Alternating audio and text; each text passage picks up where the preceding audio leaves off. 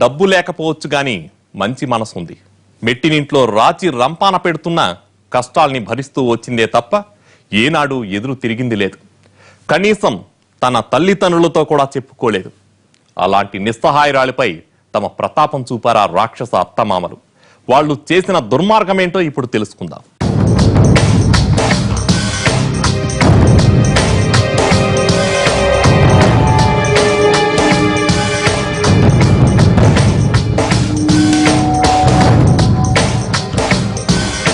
ఎలాగైనా రమాదేవిని వదిలించుకోవాలనుకున్న లక్ష్మయ్య దంపతులు ఆమె తల్లిదండ్రులను తమ ఇంటికి పిలిపించుకోవాలనుకున్నారు. పేదవాడు కాబట్టి అంతో ఇంతో డబ్బు ఆశ చూపితే కూతుర్ని తమతో తీసుకుపోతారులే అనుకున్నారు. ఆ రకంగా ఆమెను వదిలించుకుని కొడుక్కి మరో పెళ్లి చేయవచ్చని ప్లాన్ వేశారు.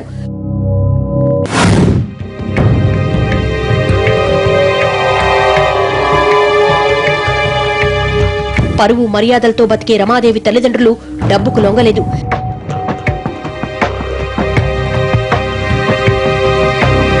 తింటానికి లేకపోయినంత మాత్రాన కూతురు జీవితం నాశనం చేసేవాళ్లం కాదు మేము.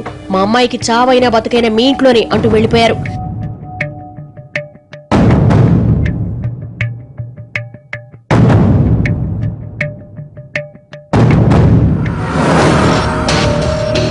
తమ ప్లాన్ వర్కౌట్ అవ్వకపోవడంతో రమాదేవిని శారీరకంగా చిత్రహింసలు పెట్టాలని డిసైడ్ అయ్యారు.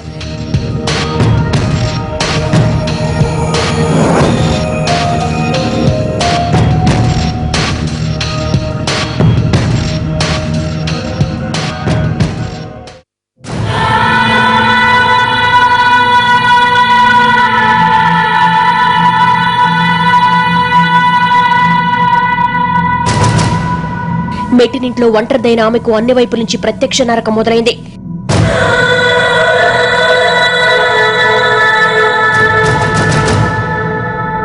ఎంతలా వేధిస్తున్నా రమాదేవి భరిస్తూ వచ్చింది.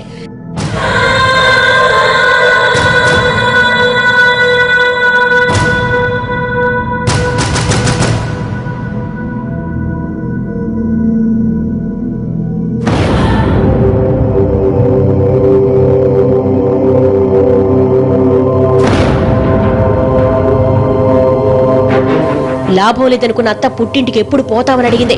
ఆ దేవుడే వచ్చి తన ప్రాణాలు తీసుకెళ్తున్నా భర్తను వదిలి వెళ్లే ప్రసక్తి లేదని తేల్చి చెప్పిందామె.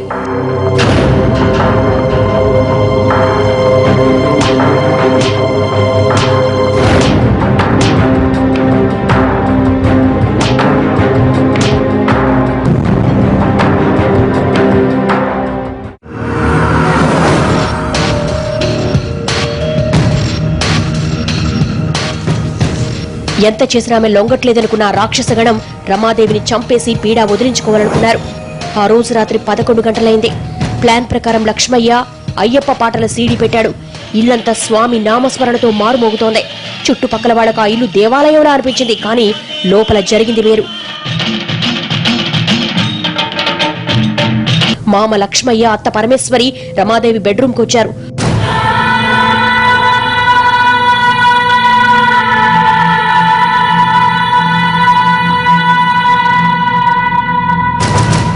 అప్పటి వరకు బండెడు చాకరీ చేసిన ఆమె అలసిపోయి నిద్రలోకి జారుకుంది.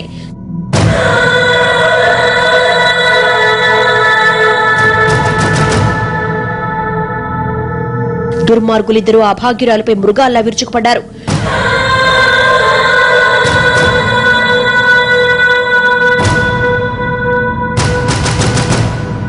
అమాయకురాలు పెట్టిన కేకలు స్వామి కీర్తనల్లో కలిసిపోయాయి.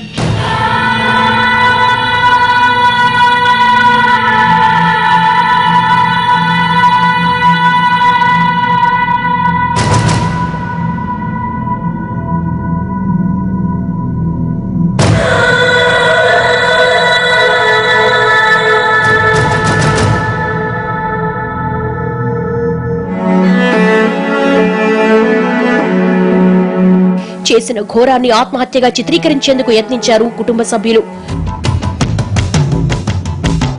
పోస్టు మార్టంలో నిజం తేలడంతో మణుగూరు పోలీసులు వాళ్లను అరెస్టు చేశారు. రమాదేవి లాంటి ఎంతో మంది బాధిత యువతలు అత్తారిళ్లలో నరకం చూస్తున్నారు. భర్త అండదండలు దూరమై తమ కష్టాల్ని ఎవరికీ చెప్పుకోలేక కుమిలిపోతున్నారు. అమ్మాయిలు ఆలోచించండి. ప్రేమ దోమ అంటూ వెంటపడే సత్యం లాంటి వాళ్ళు పెళ్లి తర్వాత ప్లేటు తిప్పేస్తున్నారు. మోజు తీరగానే రంగులు మార్చేస్తున్నారు. అలాంటి ఊసర వేళ్ళని ముందుగానే గుర్తించండి. నయవంచకులకు తగిన బుద్ధి చెప్పండి. పేరెంట్స్, మీరు కూడా కూతురికి పెళ్లి చేయగానే బాధ్యత తీరిపోయిందని భావించకుండా అత్తారింట్లో ఆమె ఎలా ఉందో ఒక్కసారి తెలుసుకోమని సూచిస్తోంది ఈ కథ. ఇది ఇవాల్టి క్రైమ్ ఫ్యాక్టర్. రేపటి ఎపిసోడ్లో మరో వాస్తవ గాథను చూద్దాం.